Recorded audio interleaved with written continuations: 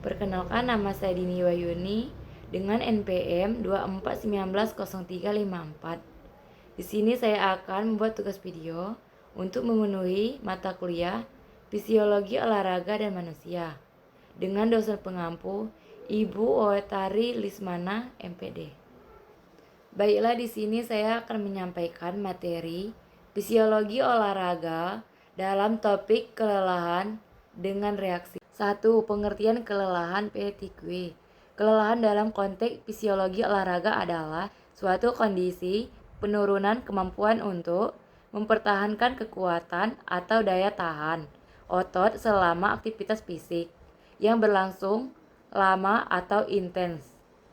Kelelahan bukan hanya sekedar perasaan lelah secara subjektif, melainkan merupakan fenomena fisiologi kompleks yang melibatkan berbagai sistem tubuh, baik di tingkat periferi otot maupun sentral sistem saraf pusat.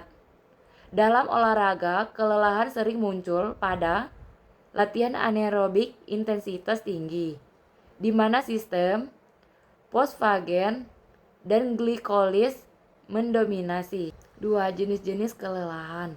A. Kelelahan perifer, peripheral fatigue, terjadi di level otot atau sistem neuromuskular, di mana otot tidak mampu lagi menghasilkan kontraksi maksimal, meskipun sistem saraf memberikan stimulasi maksimal. 2. Kelelahan sentral, central fatigue, terjadi di sistem saraf pusat SSP, yaitu penurunan kemampuan otak dan sumsum tulang belakang untuk mengaktifkan motoneuron secara optimal sehingga sinyal ke otot berkurang. Yang ketiga, mekanisme fisiologis dan reaksi tubuh terhadap kelelahan. A. Gangguan energi. Energi metabolisme fatigue. 1. Penurunan ketersediaan ATP. Aktivitas otot membutuhkan ATP sebagai sumber energi langsung. B. Saat ATP habis lebih cepat dari kemampuannya digenerasi, kelelahan terjadi. C. Sistem energi yang terjadi. Sistem fosfagen ATP PCR cepat habis dalam 10-15 detik aktivitas intens. Glikolisis anaerob menghasilkan asam laktat. Oksidatif aerob lambat tapi tahan lama. 2. Akumulasi metabolit. A. Asam laktat hasil glikolisis anaerob meningkatkan keasaman, menurunkan pH otot, asidosis. B. Asidosis mengganggu enzim glikolitik, misalnya fosfofruktokrinase, interaksi kalsium troponin, sehingga kontraksi otot terhambat. Aktivitas miosin ATPase mengurangi kekuatan kontraksi. Reaksi fisiologis, nyeri otot, rasa terbakar, penurunan kekuatan otot secara progresif. B. Gangguan ion dan keseimbangan elektrolit. 1. Gangguan keseimbangan ion kalium K+ dan natrium Na+. A. Selama aktivitas berulang K+ keluar dari sel otot, sementara Na+ masuk.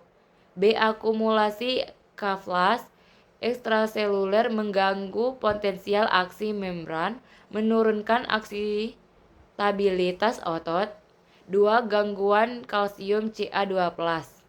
A. Ca2+ dilepaskan dari retikulum sarkoplasma untuk memicu kontraksi. B. Pada kelelahan, pelepasan Ca2+ berkurang. Sensitivitas troponin terhadap Ca2+ menurunkan akibat asidosis. Ca2+ tidak kembali ke retikulum sarkoplasma dengan efisien, gangguan relaksi otot. Reaksi fisiologis, kejang otot, kram, kehilangan koordinasi, penurunan output otot. C. Penurunan aliran darah dan oksigen, hipoksia lokal. Pada latihan intens, vasokonstriksi dan kompresi pembuluh darah menyebabkan aliran darah ke otot berkurang. Akibatnya pengiriman oksigen menurun, metabolisme anaerob mendominasi akumulasi metabolit. Reaksi fisiologis napas tersengal, pusing, kelelahan ekstrim, penurunan performa. D. Kelelahan sentral. Central fatigue. 1. Perubahan neurotransmitter A. Serotonin 5. Minate meningkat di otak, menurunkan motivasi dan meningkatkan rasa lelah. B. Dopamin yang meningkatkan drive dan fokus menurun. C. Amonia hasil metabolisme protein menumpuk bersifat neurotoksik. 2. Pengaruh suhu tubuh. A. Hipertermia peningkatan suhu inti tubuh 39 derajat Celcius, mengganggu fungsi SSP. B. Otak mengurangi output motorik untuk mencegah kerusakan jaringan. Reaksi fisiologis, penurunan fokus, rasa malas bergerak, penurunan koordinasi gerak, keputusan lambat. Yang keempat, faktor yang mempengaruhi kelelahan, faktor intensitas dan durasi latihan. Pengaruh terhadap kelelahan, semakin tinggi lama kelelahan, lebih cepat. Faktor tingkat kebugaran, pengaruh terhadap kelelahan, atlet terlatih lebih tahan lelah. Nutrisi dan dehidrasi, pengaruh terhadap kelelahan, dehidrasi dan glikogen rendah mempercepat kelelahan. Faktor lingkungan, pengaruh terhadap kelelahannya, panas, kelembapan, ketinggian, kelelahan lebih cepat. Faktor psikologis, pengaruh terhadap kelelahannya, stres, kebosanan, motivasi rendah mempercepat kelelahan sentral. 5. Strategi mengatasi dan meminimalkan kelelahan. Latihan endurance dan interval meningkatkan kapasitas aerobik dan toleransi laktat. Pemulihan aktif dan pasif, pendinginan, stretching, tidur cukup. Nutrisi yang tepat, karbohidrat untuk mengisi ulang, glikogen, elektrolit, Na+, K+, Ca2+, Mg2+. Hidrasi optimal menjaga volume plasma dan aliran darah. Manajemen stres dan tidur mengurangi kelelahan sentral. Kesimpulannya, kelelahan dalam olahraga adalah mekanisme protektif tubuh untuk mencegah kerusakan jaringan. Ia melibatkan interaksi kompleks antara sistem neuromuskular, metabolik, kardiovaskular, dan saraf pusat.